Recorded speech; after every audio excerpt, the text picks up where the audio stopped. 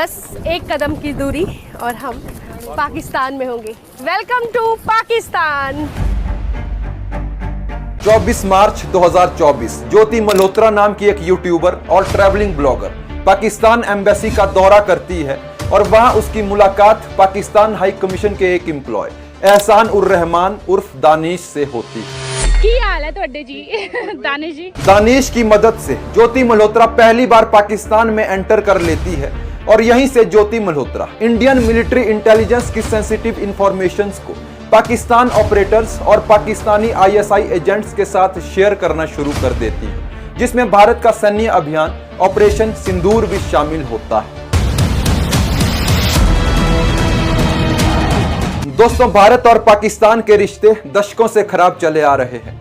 ऐसे में किसी भी भारतीय के लिए पाकिस्तान जाना आसान नहीं होता, लेकिन भारत की ही एक यूट्यूबर और ट्रैवलिंग ब्लॉगर पाकिस्तान 2 बार जाकर आती है, वीडियोस बनाती है, लाहौर और कराची जैसे शहरों को पॉजिटिवली एक्सप्लोर करती है। और इतना ही नहीं, ज्योति मल्होत्रा नाम की ये ब्लॉगर ब्लॉगिंग के नाम पर इंडियन मिलिट्री इंटेलिजेंस की कॉन्फिडेंशियल इंफॉर्मेशंस को पाकिस्तान की खुफिया एजेंसी आईएसआई के साथ शेयर करती है, जिसमें भारत का सैन्य अभियान ऑपरेशन सिंदूर भी शामिल होता है। आखिर कौन है ये ज्योति मल्होत्रा जिस पे देशद्रोह के गंभीर आरोप लगे हैं, और ये ज्योति मल्होत्रा पाकिस्तानी एजेंट्स के संपर्क में आई कैसे? आइए इस पूरे मामले को गहराई से समझते हैं।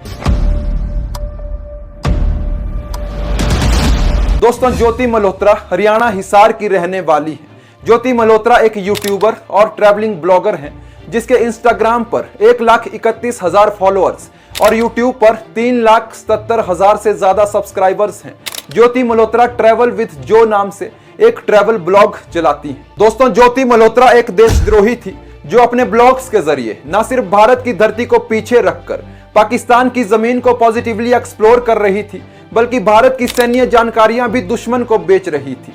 दोस्तों, जहां एक तरफ हमारे जवान अपनी जान दांव पर लगाकर देश की रक्षा कर रहे थे, वहीं दूसरी तरफ ज्योति मल्होत्रा जैसे कुछ गद्दारों के द्वारा सस्ती फेम और कुछ पैसों के लिए देश को बेचा जा रहा था। दोस्तों, ये सारी कहानी शुरू होती है ज्योति मल्होत्रा और दानिश नाम के एक पाकिस्तानी एजेंट की प्रेम कहानी के साथ। एहसान उर रहमान उर्फ दानिश लब जिहाद करके और पाकिस्तान की तरफ से साजिश करने के लिए इस लड़की को अपने जाल में फंसाता है, जिसके बाद ज्योति मल्होत्रा दानिश की मदद लेकर पाकिस्तान में दाखिल हो जाती है और पाकिस्तान में वीडियोस बनाकर पाकिस्तान को पॉजिटिवली एक्सप्लोर करती है। दानिश उसकी मुलाकात पाकिस्तान के कई आईएसआई एजेंट्स के साथ करवाता है। दोस्तों, प्यार के नाम पर, पैसों के नाम पर और ब्लॉगिंग के नाम पर देश को बेचने की इस कहानी ने सभी भारतीयों को गुस्से से भर दिया है। ज्योति मल्होत्रा पाकिस्तान में खुलकर पाकिस्तान का प्रचार कर रही थी। ज्योति के लाहौर इश्क जैसे ब्लॉग ये साबित करते हैं कि ज्योति मल्होत्रा पाकिस्तान में भारत विरोधी नैरेटिव फैलाना चाहती थी कि पाकिस्तान दुनिया का सबसे अच्छा देश है जो सिर्फ अमन और शांति चाहता है। ज्योति मल्होत्रा की यात्राओं में हिंदू तीर्थ स्थान, लाहौर की सड़कें और सांस्कृतिक अनुभव शामिल थे, जिन्हें उसने इंडियन गर्ल इन पाकिस्तान और इंडियन गर्ल एक्सप्लोरिंग लाहौर जैसे वीडियोस में दिखाया है। यहां तक कि ज्योति मल्होत्रा ने कथित तौर पर व्हाट्सएप, टेलीग्राम और स्नैपचैट जैसे इनक्रिप्टेड प्लेटफॉर्म्स के जरिए पाकिस्तानी खुफिया एजेंट्स के साथ लगातार संपर्क बनाए रखे और उसने भारतीय सैन्य गतिविधियां और ऑपरेशन सिंदूर जैसी सेंसिटिव इंफॉर्मेशंस को पाकिस्तानी आईएसआई एजेंट्स के साथ साझा भी किया। दोस्तों, इस पूरे खेल में ज्योति अकेली नहीं थी, एक पूरा नेटवर्क था जो उसके लिए काम कर रहा था। ज्योति उन 6 लोगों में से थी जिन्हें पंजाब और हरियाणा में ऐसी ही जासूसी गतिविधियों के लिए गिरफ्तार कर लिया गया था।